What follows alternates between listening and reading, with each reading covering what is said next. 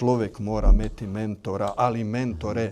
Ja sam se učio u življenju od mog oče, mog strica, mog ujaka sam umenio. V šoli sam se učio od mojih učitelja. Ja sam ih občudovao. Ker so o sebe. Nekoć su to bile, oni su nam vzori bili, mi smo ih tak gledali. Ne vem, ja sam črpao informacije.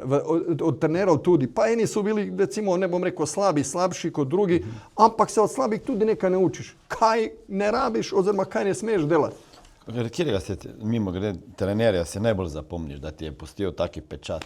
Čiro Blažević. Čiro. On je bio, kar se tiče, reći si ja, motivator, ali ljudi ne znaju da je on tudi igrao nogomet. On se poškodovao mlad, drugi je bio smučar. Je najmoćnejši bio na području te motivacije, tog dela, znači stvarnog kolektiva, ker itak rečeju da je atmosfera ključna v športu, u timu.